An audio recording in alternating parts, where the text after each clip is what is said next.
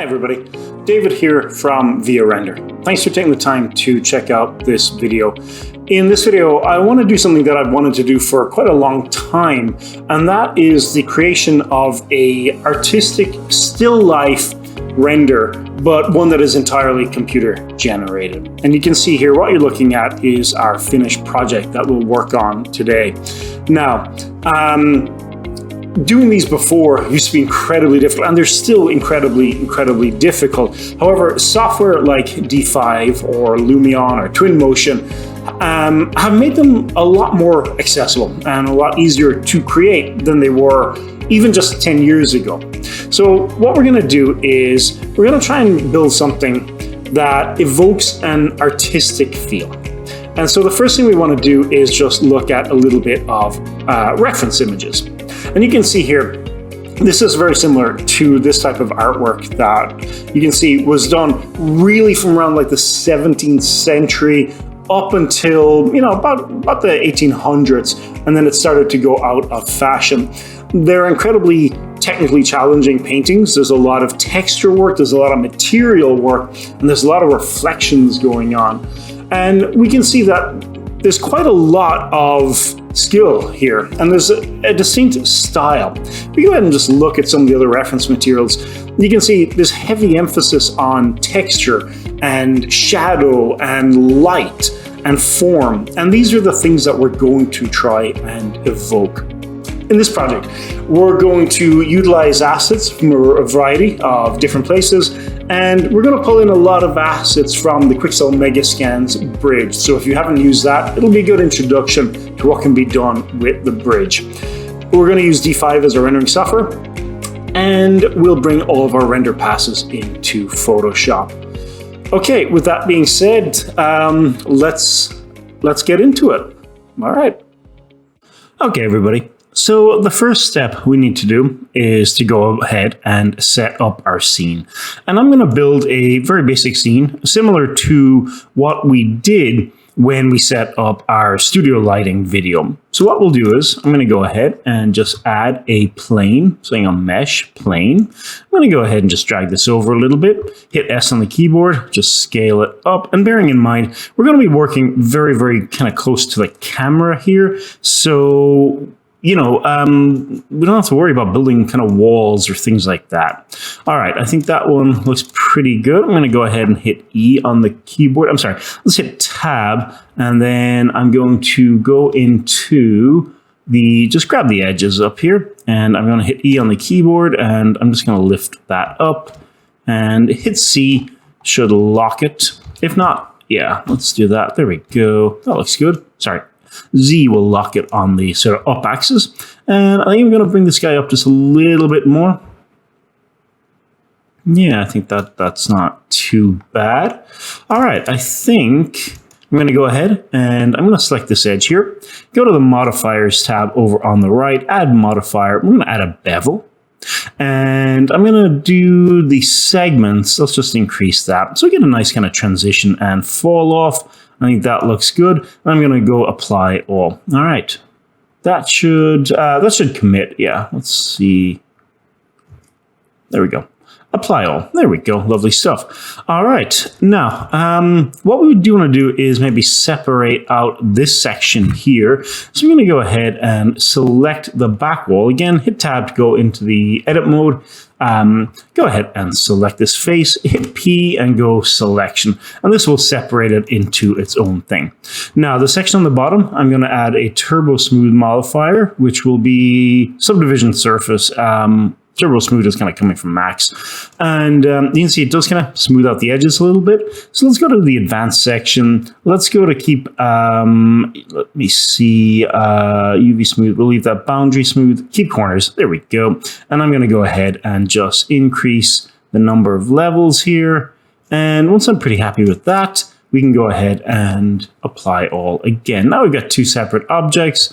And I'm going to go to my materials tab. I'm going to select the back wall. This one right here. I'm going to go new, and I'm just going to click yes to all of this. Go to preview, and just make sure the base color is set to maybe just a little bit gray. And I think that looks pretty good. That should work. If we go to I'm going to go to change the viewport a little bit. We're currently in the viewport shading matte cap. I'm going to go ahead and just turn off shadow and cavity. That will increase sort of the render performance. Outline we can leave on, and I'm going to go ahead and change the color to random. This should work now as two separate objects within D5. Okay, it's also a good point to go ahead and do a Control S and just save. Good habit when working in all 3D work or any software really for that matter, go ahead and do a Control S as often as you can. Save often and save incrementally. All right, I'll be right back after we save.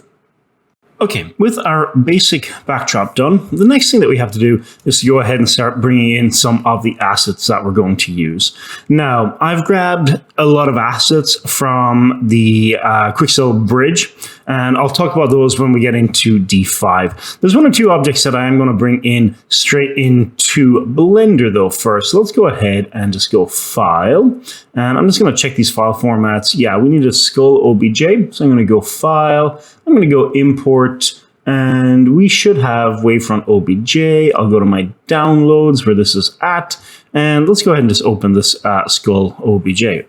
Okay, well, you can kind of see it came in quite large. That's fine. Let's go ahead and just keep scaling it down really far down. And yeah, we want this to be able to sit on the table.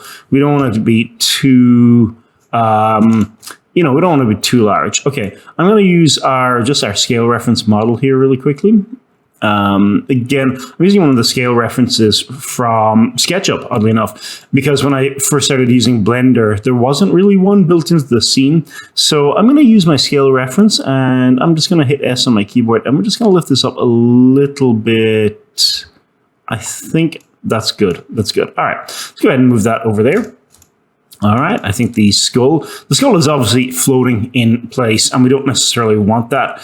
What I'm going to do is go ahead and export this over to D5. And here we are in D5. Let me go ahead and just see, can I select just this? Let me see, I can't.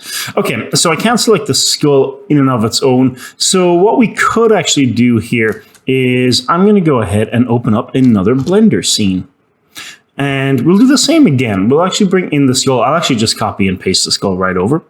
And we're going to go open up just a new project.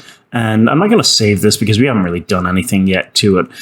But I'm going to go ahead and open up my Blender scene. This is the second one. I'm going to select the skull, do a Control C, and let's see, Control V. There it is. All right, I'm going to delete some in this one, and we've got the head floating. Looks very head-like. And yeah, I mean, it's pretty good. I think what I might actually do is maybe plug in some of the materials that come with this. And then once we do that and we have this set up, I'm actually going to add in another subdivision modifier, maybe just kind of a turbo smooth, just kind of clean this up just a little bit. And then we'll send it over to the D5 and add it to the assets library. Okay, I'm going to go ahead and set up the materials, and we'll be right back. Okay, so you can see here, here's the same skull. I've gone ahead and set it to shade smooth in Blender. And over here in D5, I've gone ahead and just sent it right over. And I've gone ahead and just set up a very basic material setup. I'm going to go ahead and just put my mouse back to fly. All right, skull blend. I'm going to right click on this, and I'm going to add to local. So now it's successfully added to our local. Now, I'm going to go ahead and just do a file new. This means that by having the skull set to local, I'll be able to just add it to our scene without any problems. All right, I'm going to go file new, and that should be good. I'm going to open one more thing that we've downloaded, one more asset that we've grabbed from online, and that is going to be some fabric. Okay, so we're going to go ahead and we're going to go open, and let me see here. I'm going to go import. I'm going to check really quickly the file format. We are looking for, yeah, these V-Ray towels. Okay. Let's bring this guy in, see if it works directly like this. Yep. All right. Let's go ahead and then import them. Import, and we're looking for FBX, and we'll go to downloads, and we should have this file. Let's see if this towel set comes in. And the reason we're going to add the towel set is just because it's nice to have an extra piece of fabric on the actual table. So again, I'm going to go ahead and bring this in, and we'll do a similar technique. Now, not every asset that you bring in will require doing this or setting up like this, but just be mindful. There we go. Look at our towel set. Looks really nice. By the way, this is a towel set that I picked up from, I believe this was CG Trader, and it's this gray towel set here by Lion 1986. And I think that the models are just really nicely done. So this is what we're working with right here. And I think this was just like $7. So really not bad. I'm going to do a Control S, and we're going to save this as towel. There we go. And just save the Blender file. And what I'm really interested in is really these ones down here. So I'm going to go ahead and just select pretty much everything else. And I'm just going to hide them. And yeah, let's just hide all of these. And we'll hide this. I'm sure there's a much faster way to do this in Blender. I'm just not a Blender expert. So yeah, there we go. Okay, so this guy here, I'm just going to grab this and I'm going to lift it up and I'm going to rotate this. Now, these do come with materials and things like that. I'm not hugely pushed about this because I'm more interested in just having this fabric drape. So what I am going to do is, again, just do a Control S, and I am going to, let's just do a quick send over to D5 and just see how it looks. We're going to assign our own fabric, and we'll go for something that looks kind of consistent with the look and feel that we're going for. And yeah, here we go. So I'm just going to do a quick fabric test here. I just want to see in D5 if this will look fine, or should I go ahead and apply UV? So let's just spin the camera a little bit. I'm going to hit M on my keyboard, go material, and I'm going to go and we're going to look for fabric. And it doesn't really matter exactly what we use. I just want to make sure that, yeah, that looks really brilliant, actually. It's really nicely done. This model, this towels, the ones that I recommended you look at, they do come with UVs applied.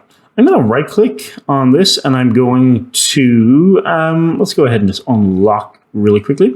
Right click and I'm going to add to local as well. All right, that should be good. Let's go back to File, New, and I'm just going to do a new project. Save project before closing. Don't save. And again, I'm going to leave this Blender link up as well, just in case we want any more fabric. But I think all in all, that looks pretty good. Okay, I'm going to go ahead and I don't need this, but okay.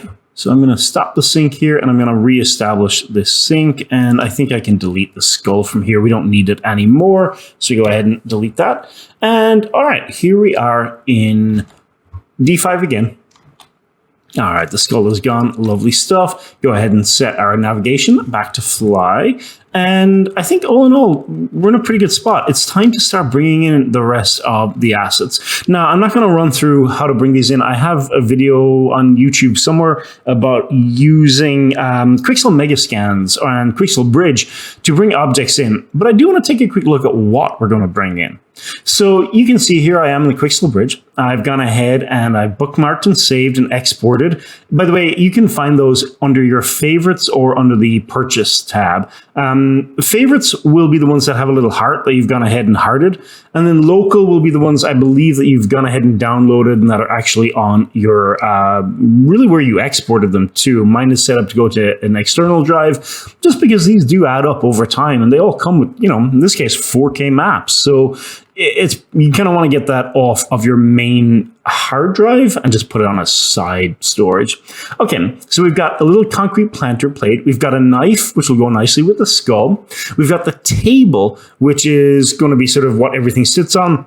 And then we've got a mixture of decorative items.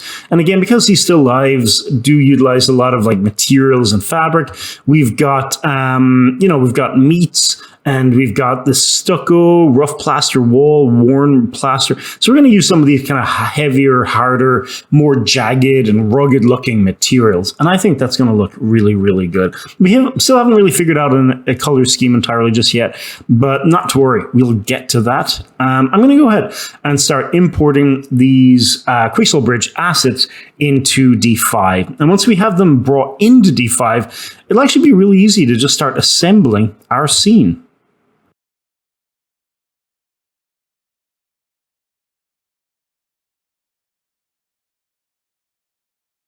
Okay, everybody, so you can see we've gone ahead and brought in a lot of assets. So let's run ahead and just look at these really quickly. So we brought in our dagger asset. We brought in this female bust. We've brought in this box. And again, these are all Quicksilver Megascan materials. We've also brought in our table, which is going to be the centerpiece. And then we've got some foodstuffs that are going to go on this plate. Now, I'll probably change the plate material. I'm not really in love with that. I'm going to keep the clay pot, and we may add in some more books. So we've got some ham and sausage and some grapes here. So if you're not familiar, I have a video, as I mentioned, on this, but I can run through it really quickly. I've gone ahead and just go to up here to where I've got my mega scans. I'm going to just load up my brown bread, and I'm going to click on that. It will take a moment to download in FBX file format, but not too bad. All right, here we are then in D5, and I'm just going to do the eyedropper tool, and under the base color map, I'm going to load up, we're looking for this brown bread. And I'm going to go ahead and just put the albedo 4K. I don't think there's much difference here between the 4K and the really the LOD maps, those variations. I don't think they're that important. So let's go ahead and load up our normal as well. Yeah, I'm just going to do the standard LOD 0. And I'm going to go ahead and just put the roughness in here. Specular shouldn't really matter with the roughness in there, but I like to just plug it in anyway. It's sort of habit. And I'm going to keep the roughness specular. I'm going to take the normal up, and I just want to make sure that my normals look good. I think I'm going to invert these ones, make them go negative. And then under the AO, I'm actually just going to put, if I don't have an ambient occlusion map, I'm just going to go ahead and just put a cavity 4K. And I'm not sure, might not affect it too much. It's a little too precise, but that's pretty much it. Let's bring in our assets. Pretty straightforward. Okay. I'm also going to go to the local asset library where we've got our skull, and I'm going to bring that in. And I'm also going to go ahead and bring in the towel. And again, these will just kind of come in as they kind of were when you added them to the asset library. So with that being said, I think now we can probably go ahead, and I think what I'll end up doing is start assembling this. One last thing, I did go ahead and add a displacement material to the wall back here. I haven't changed the colors or anything like that, but it should be a functioning displacement wall surface, and you can see the pot marks there on that. And I've gone ahead and just changed the floor a little bit. I got rid of the curve because it was a little too pronounced from our studio setup, and I've gone ahead and put probably one of my favorite wood materials from D5 in the shot as well. Now, we should point out, it seems very, very, very bright right now, and that's absolutely true. It is very, very bright. We will be changing that, so don't worry too much about it. For now, it's just assembling the pieces for your still life, and then we'll look at, how to go about lighting it. So just go ahead and get your pieces in. All right, in the next section, I'm going to go ahead and start assembling and putting things where I want them to be, and then we look at how to go about lighting your shot. All right, everybody. So I've gone ahead and just arranged the objects sort of in a way that, made a little bit of sense to me, but without having to force and try and figure out where everything is going to go in the shot. I've moved some stuff around, like I've put the knife over here at the back beside the ham, and I've gone ahead and brought in one of D5's default assets, which is a sort of decorative planter, and I've just gone ahead and changed the default color from green to red. I brought in a second piece of fabric from D5 using the same method. That was easy enough to do, and I've got some just other decorative elements, and I've gone ahead and lined up our skull, just so it looks like it's actually sort of leaning up a little bit against this sort of wooden box back here. Again, you can get very particular. I just want it to look like it was sort of just placed there and then effectively kind of forgotten about. I don't want it necessarily staring at the viewer, and I really just want it to look kind of like a lot of this other stuff. It's just placed on the set. I do have one or two elements that are probably floating a little bit. I might go ahead and just crash this down, maybe go ahead and just scale some of these up on specific axes. But all in all, I'm pretty happy with just the overall layout of things.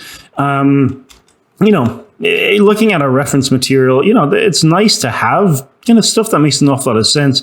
But a lot of these still lifes were more about just technical ability, your ability to render texture and shadows and, kind of highlights and things like that. I don't know that they were necessarily meant to imply anything. Some, I'm sure, do have some sort of deeper meaning and symbolic meaning. But for our purposes, this is more just a technical exercise and just get you comfortable working with mega scans and bringing objects in. Okay, I'm not going to work this to death anymore. Let's go ahead and we'll line some stuff up, and then we can go ahead and move on. Next step, now that we're happy, we're going to do a quick sort of lighting test, and we'll just see kind of where we are. Now is a good time to do a Control S. Okay. Let's go ahead and actually set up our lighting. So we are going to go ahead and use a HDRI, and I think we could probably get away with, sort of depends on the effect that we want. Let's bounce over to Polyhaven and find a studio light that we like the look of. So we can go ahead and do that here. We can go Polyhaven, and there we go, Polyhaven, and really good stuff there. And let's go to Browse HDRIs, and we've done this before, and we are going to use a studio lighting setup. We do have a lot of browns in our image, so maybe this brown photo studio. I'm going to make sure it's a 16K HDRI and download that. And if there's any other ones that we kind of like the look of, I've used the Small Studio recently, and I quite like that. But this one here might be a little bit more dramatic. Let's go ahead and download that.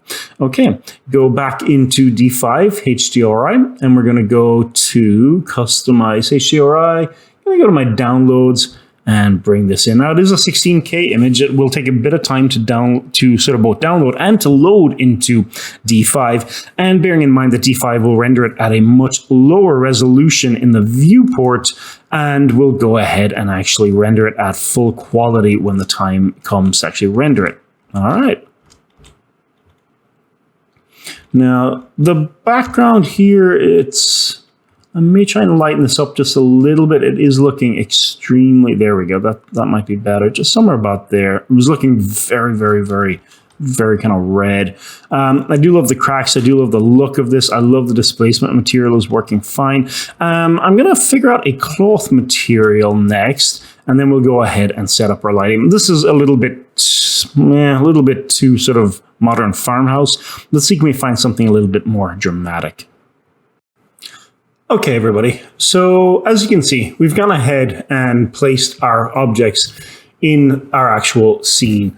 Now, I've done my best to ensure that everything is moved in sort of a logical way and placed in a sort of logical way, while at the same time not being beholden to any sort of specific paradigm for where things are supposed to go. In other words, give ourselves a little bit of freedom in the placement of our objects. And so you can kind of see here, the only other thing that I've additionally brought in is this, which is basically just one of the default D5 decorative elements. And then I've just gone ahead and changed the green color again to be really kind of darker red. Now you can see it is very, very bright. It's probably a little too bright, to be honest. And so we need to go ahead and just think about fixing that. So what I've done up here is I've got scene 1, which is our default scene with our current actual setup. And then we've got scene 2. Now, the only difference here is I've gone up to the camera switch only button and I've turned that off. So that now, if I click on scene 2, you can see we've actually got a very, very different lighting setup. Okay, this is our base, and we're going to start from here. All right, what we're going to do is we're going to start making some changes to the overall lighting, while at the same time being mindful that we want light to fall really on our objects, while at the same time we want the background to be a lot darker. It's probably going to be easier to almost fix it, to do this like in Photoshop. So we're going to try and get it as close as we can, and then maybe composite some render passes together in the hope that we can kind of get the look that we're actually going for. All right, let's start making some tweaks to the lighting and actually just look at the overall lighting.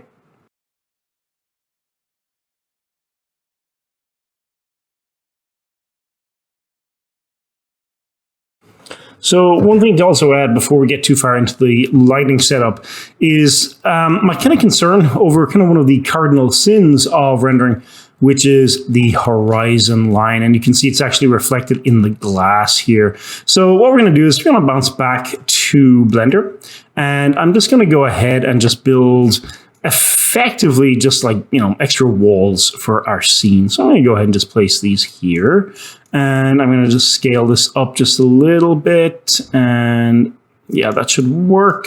Probably take this in just a little. And then what we're actually going to do is just, we're going to just fit this here. And again, go into the edge mode, go ahead and select both of these edges, hit E on the keyboard, and using the Y button, lock the axis. So we've basically just extruded these guys out. Now, the second thing is, I think that this wall back here, I'm going to go ahead and again, go into the edge mode, hit E, and just extrude it upwards on, that's going to be again, I think on the, yeah, there we go. I'm sorry. Z on the, basically Z, hitting the Z key or Z key will lock it to basically the up axis. All right, that should be nice. I'm going to go ahead and D5 and just hit sync again. I just want to make sure that I can adjust the materials on the wall. And if we go ahead and spin, yeah, like that, that's totally fine. It's just, it's a wall. I'm also going to go ahead and just add in a few more random assets. And this is just so that if they are seen, or, you know, if they show up in the reflections, that there actually is something in the scene to be reflected. So I'm just going to go ahead and just grab some, like, you know, effectively just some sort of like stuff that I think could look really cool in a reflection. And for this, I'm just going to do some just like furniture. I'll just try and find something that kind of looks kind of old-ish and sort of just kind of in keeping with the theme, you know. All right, let's go ahead and grab this guy. We'll grab this Italian modern wood grain. Looks really, really nice. And I am going to just go back to scene 1 here just because there's a lot more lighting. There we go. Okay, that's fine. It's just a thing in the room. Unlikely to be seen, but again, just in case. And let's just go ahead and just find a little, like a cabinet or something that we can also place in here. Again, you're just trying to have something that will, you know, possibly be seen in the reflections. All right, let's go ahead and just grab this very nice looking bookshelf, and we'll also just put that in the scene. That should kind of be enough. It's just stuff to appear maybe in reflections. And I'm just going to go to my favorites tab and see if there's anything else we can, like a plant or something. Something that will just kind of just be there. Okay, this thing works fine. There we go. And I'm just going to put another one of those just kind of here. Now, again, the whole point is not that this stuff will actually be seen. It won't or shouldn't really be seen. But just on the off chance that something appears, and I can actually probably use this one. This was an earlier version of kind of what I was trying to do. So I'm going to do a Control D, just select it. And again, paste it and just scale it up. Select the original and delete. All right, back to scene 2. And let's just take a look here and see what we've got. Now, I am losing some of that environment light, and that is because, quite simply, there just isn't any environment light to really come into the scene. So what we can do is I'm going to go ahead and just increase the amount of light from the environment. I was going to increase the sun disk intensity. So now these are obviously going to be much brighter than what I had initially intended. I think I'm still going to have to carve a window out. So let's go ahead and just do that over here. I'm going to do go to my face mode over here. And I'm going to select this face, and I'm going to just hit I on my keyboard, and I'm going to just go ahead and do that. And what we can actually honestly do is we can just hit, let's see, edges and faces. I'm going to actually try and just delete this let's hit delete. There we go. Okay, again, send this over. Won't be visible, but I do, you still need, there we go, some light coming into the scene. Okay, so that all looks good. I'm going to increase the sunlight intensity. The radius is going to determine how soft or harsh the shadows are. Like, you can kind of see here, these very much kind of resemble those really sharp shadows that you can get in Lumion if you turn like Omni Shadow off. And I'm going to go ahead, and I actually do want this to be soft. So we're going to put that about 8. I'm pretty happy with the color, pretty happy with the temperature. Hopefully that window doesn't cause a huge amount of environment to be reflected in this piece of glass, but we won't know until the time comes. All right, let's bounce really quickly into setting up lights. Okay, so looking at our scene right now, I do kind of like it. And we do need more light, and I'm not going to rely on like the environment light explicitly for this, like exclusively. I kind of do want additional lights in there. So I'm going to go to my scene over here, and I've got one aerial light. So let's go ahead and just pull this out. And in order to kind of speed up performance, what I'm actually going to do here is just go to, I'm going to turn off some of these objects quite simply. I don't need, this, let's see, I'll keep the apple. Don't necessarily need, I'll keep the plant too. Kind of probably should just be better about this. Let's get rid of the ham, the picture, the books, the candle holder. And I might take away some of the towels. I mean, the towels I think are going to look really good anyway. The skull I want to keep because it's kind of a dramatic element.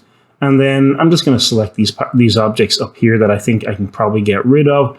And when I say get rid of, I really just mean I'm kind of just taking them out of the scene while we work, just so that D5 is a little bit faster. You can see up here in terms of faces, I actually don't have a huge amount. I am at just under 2 million. I'm getting about 50 frames per second, give or take, and I'm using up about half of the available RAM, which for me is 32 gigs. GPU usage for me has just always been like 30% on this card. This is an RTX 3070.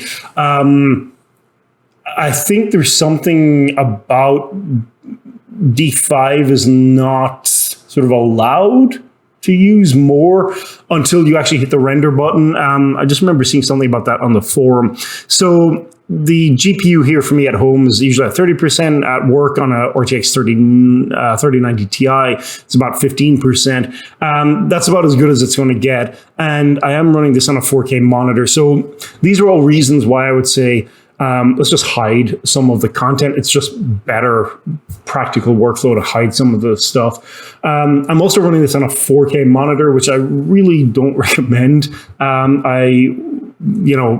Get a really nice 2K monitor, like a Dell 2K monitor, and you'll find D5 is a lot, just a lot more smooth. Yeah, don't make my mistakes. Don't get a 4K monitor. Okay, with this content kind of removed here, I think we're in a good spot. We have enough objects in the scene to look for lighting. Okay, so I've got one area light over here, and we're going to fake effectively a sort of Rembrandt-esque lighting setup.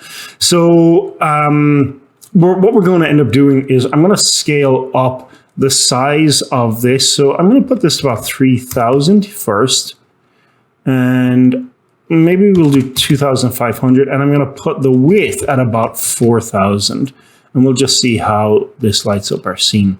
That's probably a little too wide. I mean, I've got light like going outside. So let's do 3,000. A little happy compromise there. And I'm going to just drag this guy a little bit to the left. There's no point in having light like going outside of the scene. That's just kind of pointless. Okay. let's see how this looks.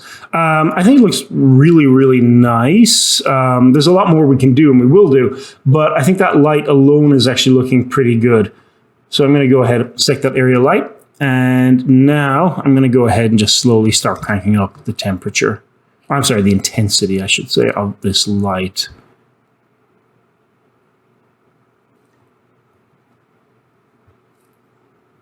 It's probably too light. Let's go back. Let's do this kind of slower. I'm also going to reduce the environment light a lot. The same with the sun as well. I'm just going to put that to 0.5. I want, effectively, we want light areas and we want dark areas, quite pronounced shadows, actually. And so the area light is doing a pretty good job. Let's go ahead and I'm going to bring it forward. And I think it might be a little too large height-wise. So let's go ahead and just tweak that again. I'm going to just select the area light and let's put this down to 2000 and put this down to 2500. And I do very much want it coming sort of a little bit from the side here. And I've gone ahead and just kind of made this a little bit janky. There we go.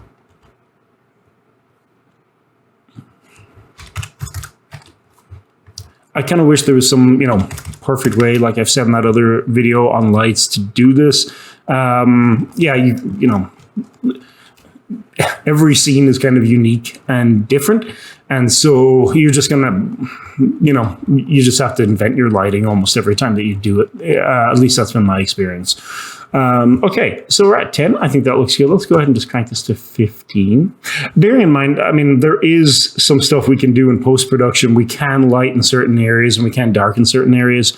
I think that looks pretty good.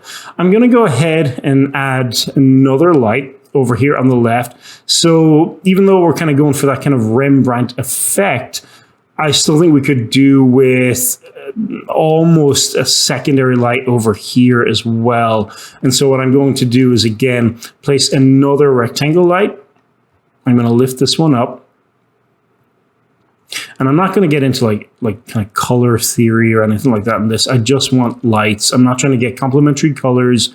I just want maybe a little bit more light coming in from this side here. That's all. All right, is that looking? That's going to be very strong, so I'll put that down to about 2. And I'm going to change the color to very bright red, just so I can kind of see the kind of fall off on both of these lights. So this one was 15. I'm going to change the color of this one to, let's just so I can see what I'm doing. Let's go ahead and change this to X. And this one I'm going to change to a very bright pink. This is just so I can literally see them and actually see what they're doing. Okay, so the first one, the very bright pink, you can kind of see where it's coming in and you can see exactly where it's affecting. I'm actually kind of okay with the placement of that. I'd probably move it a little bit to the left, so that's fine. Let's go ahead and just put that back to a little bit of a bluer temperature. And then the second one that we just placed, I'm going to turn that on, and we can see it's going a little too far. So what we're going to do is just really drop this down. We'll try 12, and again, and then on the temperature on this, I'm actually going to take it a little bit warmer. I think that should work quite well.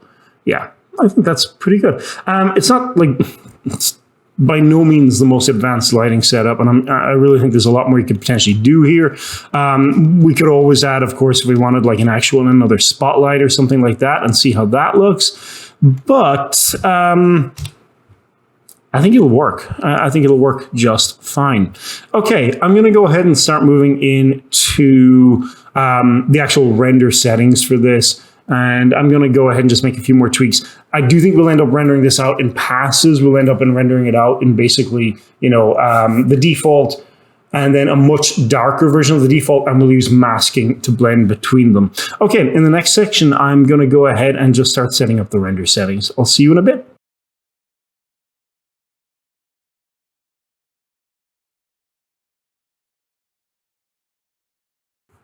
Okay, Now that we're in a pretty good spot, it's time to bounce over to the actual render settings. And I'm not going to do much like, there wouldn't be any fog, wind, or precipitation in my mind in this. I did go ahead and slightly lighten up this red material. That would be kind of inside in this glass section here. But that's about it. And it wasn't very much, just to make it a little bit more discernible. Okay, over to the effects tab. Lookup tables, is there anything that we could do? I don't know. I haven't used a lot of lookup tables. We may render out at least one pass, possibly the desaturate, and maybe use that. The Desert 3 is pretty nice, but for now, I think we'll just leave that off. Okay, the exposure. So this is one of those things, again, you're just going to fine tune it with every image. Because we're going for kind of a still life effect, I want it to be pretty dark, so we turn off the auto exposure and we try and adjust all of this ourselves. Now, highlight, I am going to go ahead and crank this. I don't know that it'll have a huge amount of effect on this actual scene, but I do kind of like just taking that all the way up to 1. Now, the shadows, this is where, we could go in here and start tweaking this. I'm going to do this in Photoshop, but I think adding a little bit more of the shadow, just 0.55 could be good. We will leave slope or the mid values alone. Bloom shouldn't really affect ours because we don't have a huge amount of lighting going on. And lens flare, I don't really want. Okay, so all of the rest, vignette, chromatic aberration, I think we'll end up doing this in Photoshop. There's not that much else to go about setting up. We can always add more light if we want. I'm going to go ahead and do a quick 2K test render. And once we're pretty happy with that, we'll go ahead and start rendering out in passes. And I'll explain exactly what I mean when I do that. All right, let's do a quick test render at 2K and just take a quick look.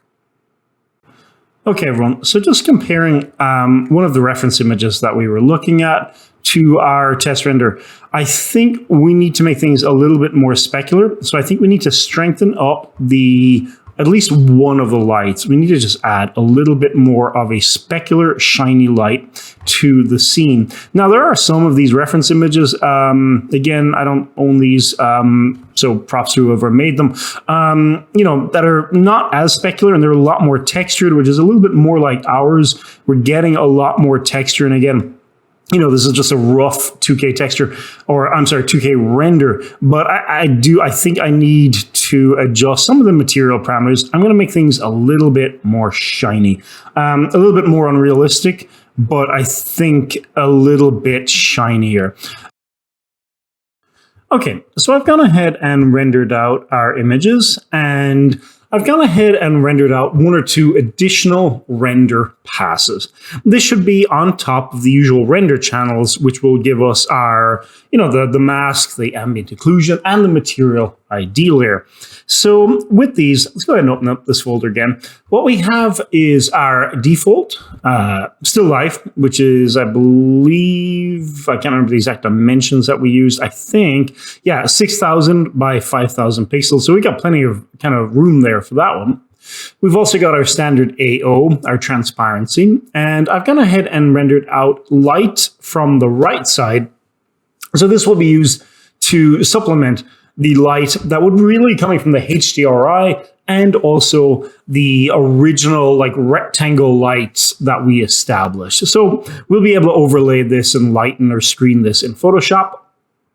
I've also gone ahead and rendered out what would be a subsurface scattering layer. Now, I know some of you are probably looking at this going, it's very red. Yeah, the only really role for this is going to be really the red on really this part of the leaves, and then the actual, maybe some of the meat or some of the actual grapes. The rest of it is sort of irrelevant. And again, this is really just the sort of fake subsurface scattering, just in case if we need it. Now, if you don't know what subsurface scattering is, architectural visualization doesn't really use it a huge amount, but it's basically when light passes through translucent objects. Basically, light will bounce around and effectively sort of diffuse or scatter the light it gives sort of fleshy things their fleshy appearance. That's a very simplistic way to put that. The second one is, or the third one I should say, is this. This is our blue light. This is coming in from the left side. We will be not using like most of this. This is just to act really as a rim light, particularly on the skull, a little bit of the metal here and on certain areas. This, right now D5 doesn't have the ability to target light so that they only affect specific things. So what we can do is kind of skirt around this. We could put this on a lighten or screen blend mode and then go ahead and just paint out where we don't want it. Okay. With that being said, we're sort of done in the D5 part. I'm going to bounce into Photoshop, and I'm going to move pretty fast in Photoshop. I'm kind of working off the basis that you've probably watched some other videos on Photoshop, and you kind of know what you're doing. And so we're going to move pretty fast. All right, I'll see you over in Photoshop. All right, everyone. So here we are in Photoshop. I've got 2 Photoshop tabs open here. This is our original from D5 with all the usual AO, material ID, blah, blah, blah. And then over here on the right, we've got our alternative renders, so the other render passes that we added.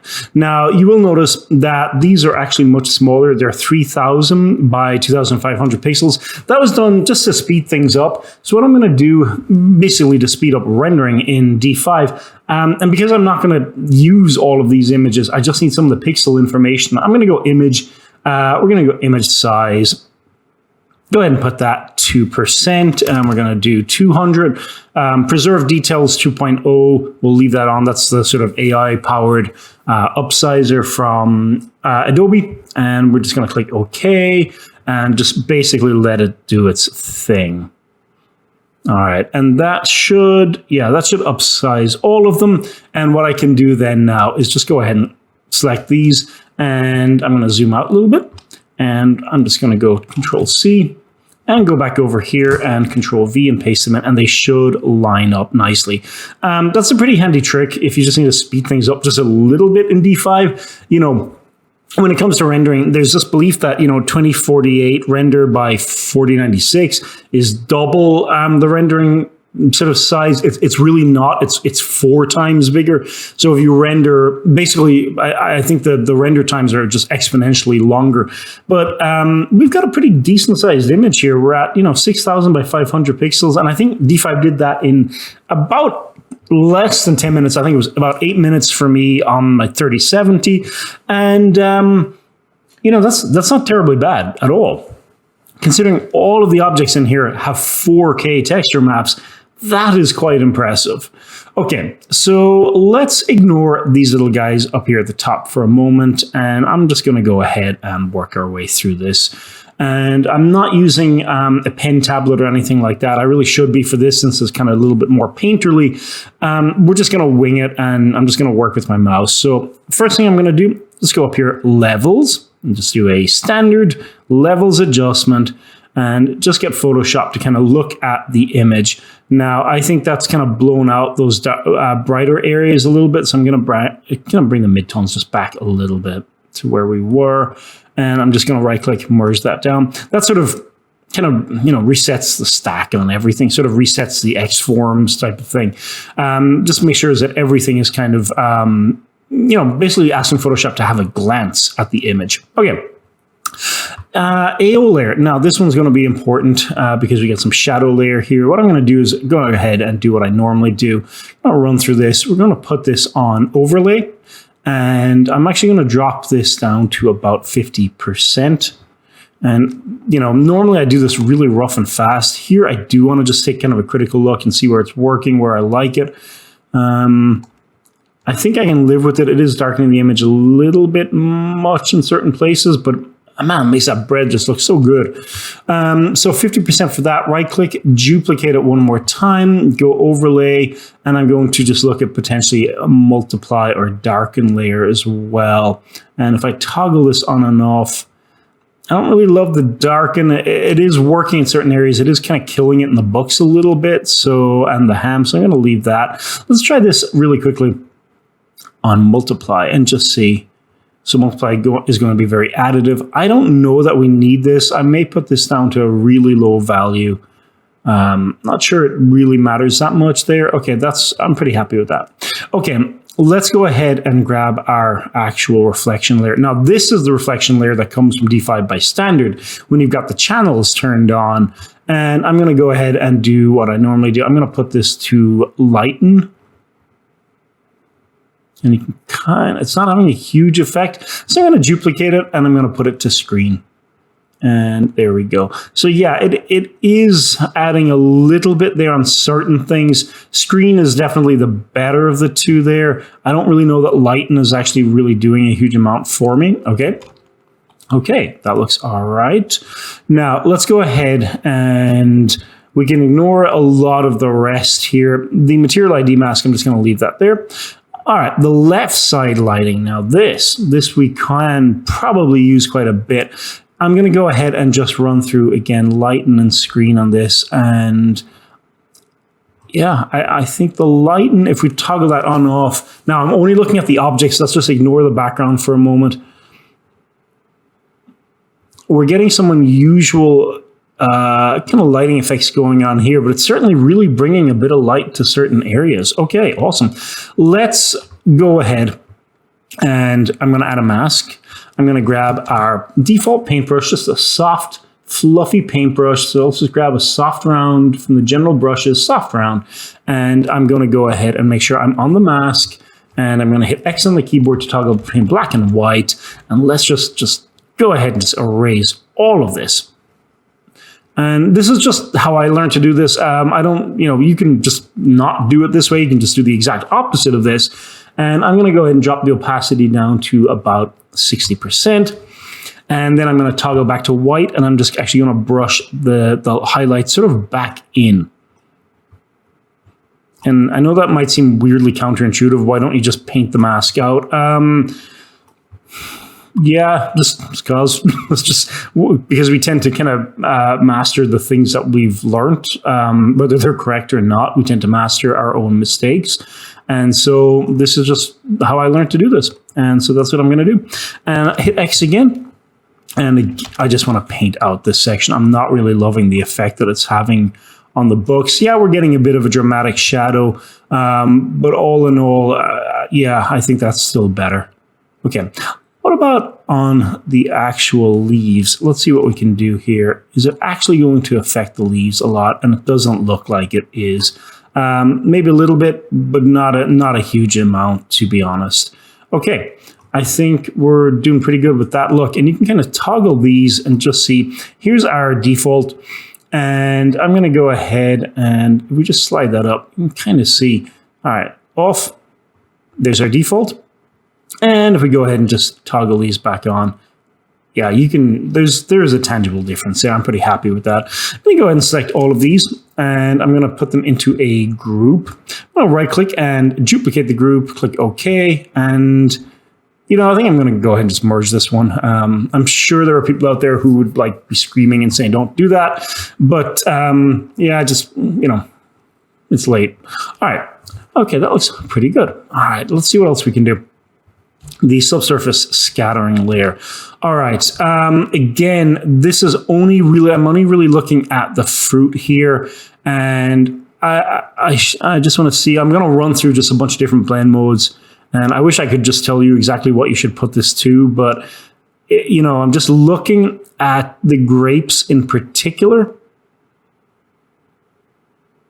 Yeah, okay, screen. I think it's going to be screen. If we toggle on, off, I'm going to drop the opacity down a little bit. And again, I'm only looking at the grapes. Yeah, okay, and some of the red here. So what we'll do on that then is add another mask.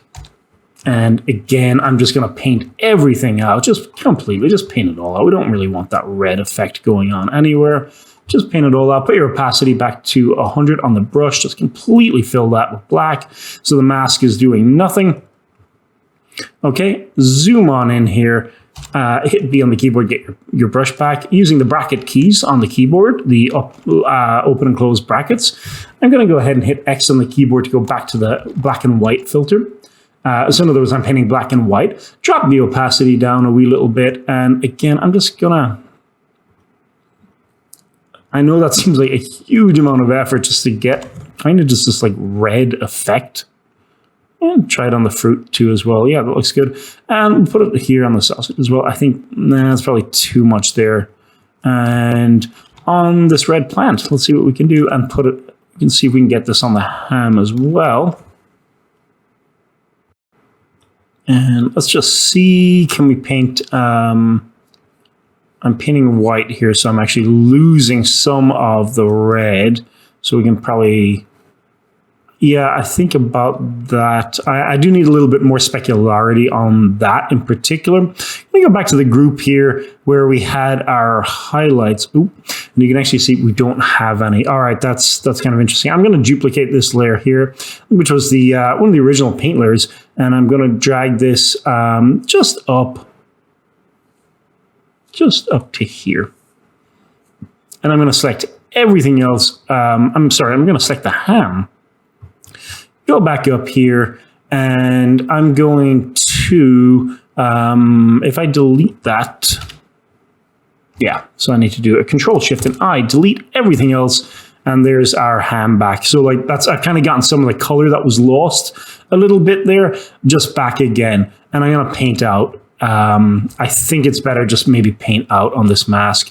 Just go ahead and get rid of the, my attempt at sort of subsurface scattering on this hasn't worked very well, so I'm just going to paint it out completely.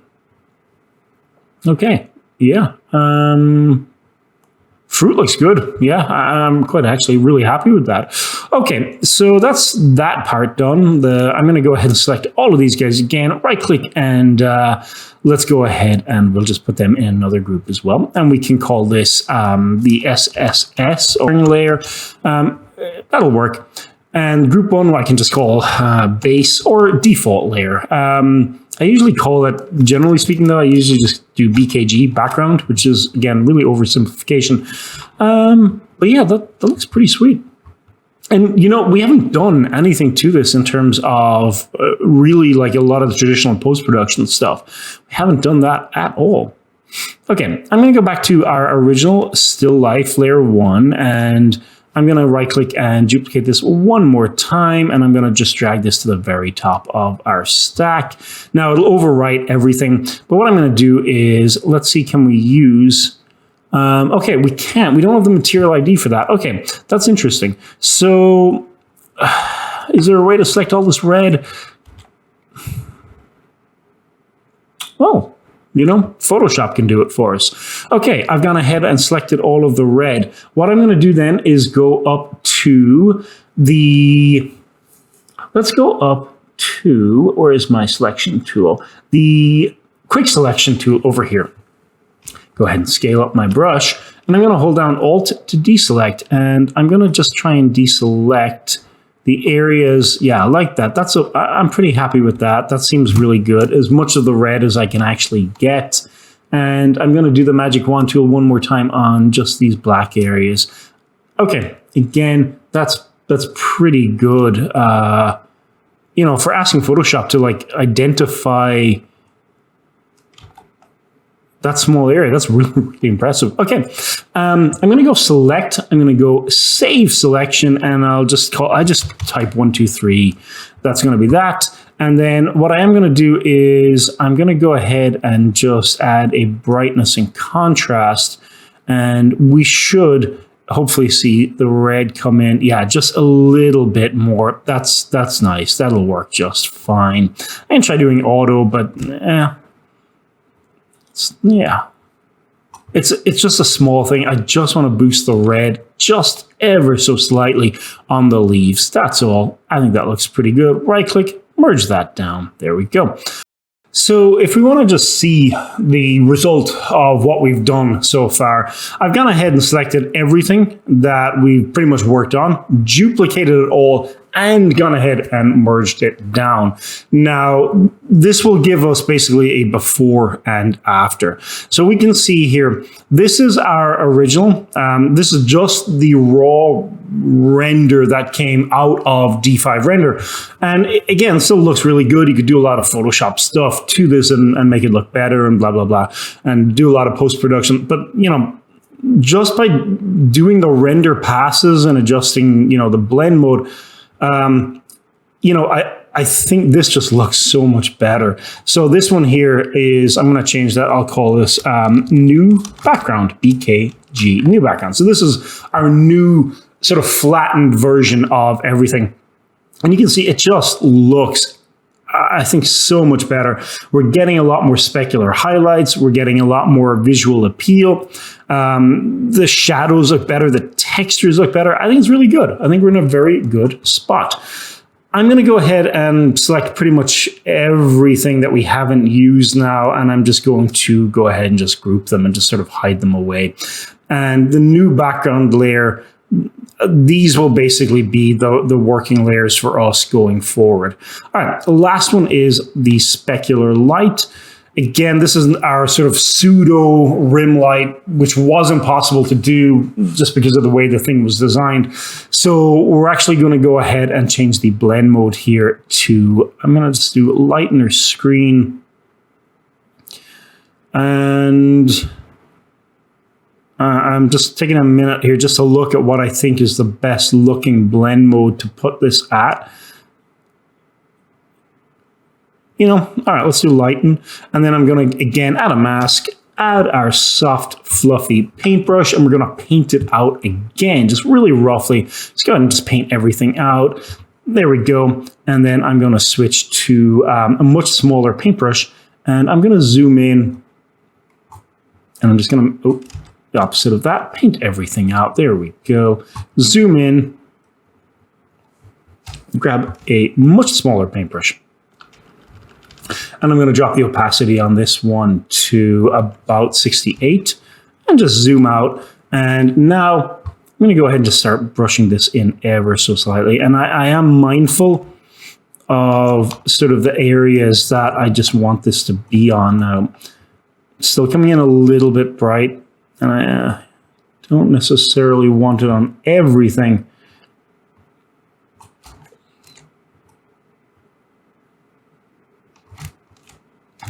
And there we go, just brushing that out. Now, that's quite a bit. Do I want a little bit here? A little bit, just add some visual interest.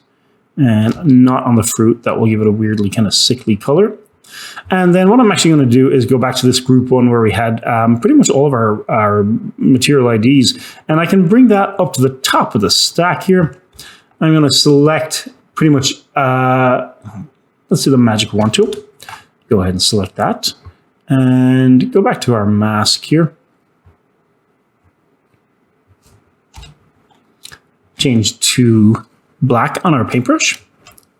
And again, I'm going to put this back to 100 and just brush everything back out. All right, that looks nice. And again, I'm going to just brush out some areas just one more time. There's places where I want this light, which is really kind of the skull. And I'm going to just end the glass a little bit. Or remove it from the fruit entirely. Keep a little bit on the edge of the bowl. And I'm going to drop the opacity on this. I think it adds a little bit. It's probably still a little too strong. So maybe we can just dial this back. I just want the slightest impression of that light. And I think it works on the skull. And I think it works very well on the candlestick. All right, that is the last of our sort of Photoshop paint over. Let's bounce up into Camera Raw and see what we can do up there as well. All right, everyone, we're in the final stages now. Let's go ahead and bounce into Camera Raw. I did go ahead and just paint a slightly darker, really just kind of just painted some dark on the background a little bit. I just really wanted to kind of have that sort of much darker, less tactile and less visible. Viewer's eye should really be on these elements right here. And that's something we saw in those reference images too. All right, let's go Filter and Camera Raw. Filter. And this may take a moment. All right. And what I'm going to do to get started here is I'm going to use a preset that I've picked up, and I'm going to go ahead and load that up. So your presets will be found over here on the right. You can click on this, and you can see I've got a number of my most commonly used presets. This current one, I think I picked up from Etsy, and I'll try and kind of link out to it. So let's go ahead, and these are technically they're pumpkin sort of themed, meant for autumnal photographs or fall photographs. And I'm going to go ahead and just pick pumpkin 8, and I think that looks pretty good. And then we can go ahead and bounce back. Now, we should point out, a preset will get you some of the way. It will not get you all of the way. And you can't really, I don't think, just apply a preset and then go, okay, I'm done. You still have to go in there and you still have to make manual changes. Okay, I am going to take up the exposure just a little dash here. There's no guarantee necessarily that what I'm seeing on my screen is what everyone else will see. And there's a lot of variation there, but at least by having the exposure a little bit up, you get a little bit more brightness in the scene. Okay, the highlights, I'm going to go ahead and just actually, I think, yeah, about where they were is actually good.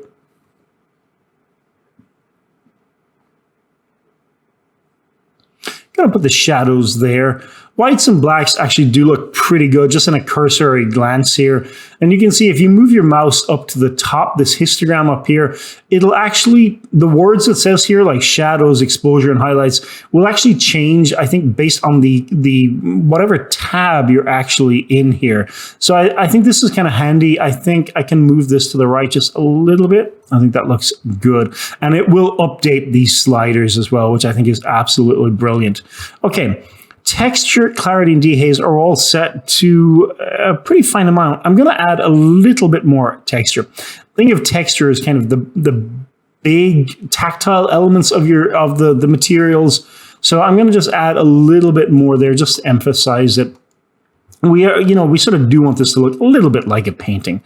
Vibrance and saturation have been cranked up. This is generally what I would do as well, even though I'm using a preset. Generally, I take the vibrance up high and I drop the saturation. If you don't, you can see how sort of gamey, if you will, and unrealistic images tend to look. Real life is a lot less saturated than I think people believe. Okay. Curves. Now, this is one I don't use a huge amount or haven't in the past. I'm starting to use it a lot more, and I hope you guys do too as well. It's a really handy way because you've actually got sliders for lights, darks, and shadows just right here, which will allow you to just manually go in and make changes. And you can also see that as you make changes to the actual, I've forgotten the name for this, the sort of line thing here, it updates in real time. So I think it's a really, really nice tool. There's not a huge amount I want to do with this image, but we can look at the darks and maybe just lift them up just ever so slightly. Yeah, that looks really nice. Okay. Detail, I'm going to ignore. We're going to use a high pass filter.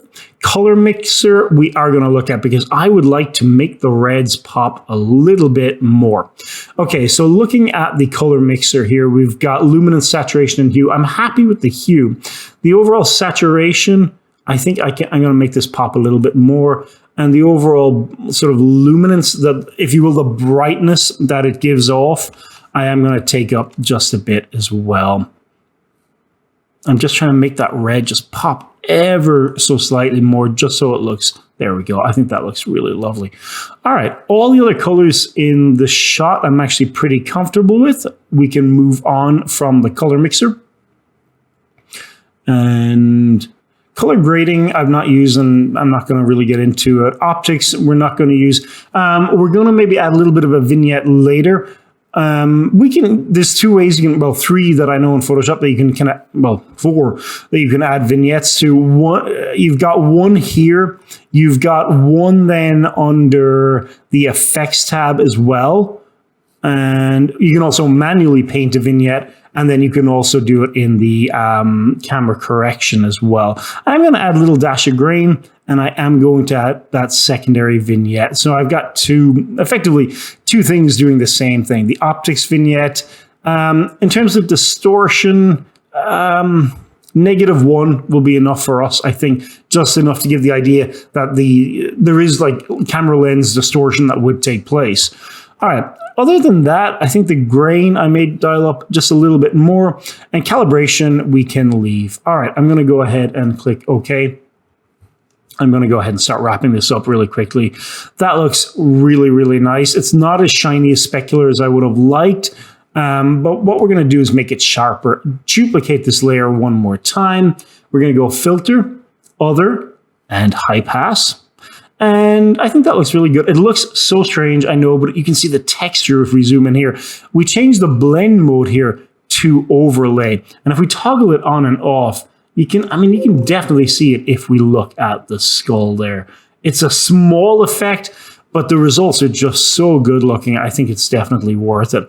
Okay, last thing I'm gonna do is right click and merge that down, duplicate one more time, and I'm going to go up to, I'm going to brush this in a little bit. So we're actually going to go to, we've got 2 more steps to do. So what we'll do is the dodge tool, which I have it set to mid-tones and a very low exposure level. I'm actually just going to left click and just start dabbing this over the red here. And I'm going to just left click instead of just dab it over this part down here. All right, that looks nice. I'm going to go ahead and change it to the highlights as well. Yeah, there we go. I think that looks good. These brushes they're by default just incredibly, incredibly strong. So I'm also then going to go to the burn tool, midtones again, exposure 49, and I'm just going to try and brush out some of that change. And let's take down, if we can, some of the highlights just a little bit. Yeah, I think that looks really nice. Okay, last thing we're going to do, right click, duplicate this one more time. And we're going to go filter, and we're going to go to blur, and let's use Gaussian blur. And I think that looks really nice. 6.8 seems to work just fine. Add a mask and slowly start painting this out using, again, a soft, fluffy paintbrush with a pretty low opacity. You can see it's very blurred right now. And again, I'm just going to left click, and you can see in the mask here, we're just going to start painting the content back in. Now, it doesn't have to be the most perfect, because you can kind of see that's probably a little too pronounced, but you can just drop the opacity of that layer. And so if we turn it to 0, there's no blur. And I think if we just put it on like 37 might work just fine. Okay. With that being said, I'm going to go ahead and leave it there. I really hope you enjoyed this video on how to do a still life in D5. This was something that I've wanted to do in a rendering program for a very long time. And, you know, the technology has finally gotten to the point where it's so much easier to do this now than trying to do it with, you know, 3D Studio Max or another software like that previously. Okay, I'm going to go ahead and leave it there. Thank you so much for watching, and I'll see you in the next video. All right, bye.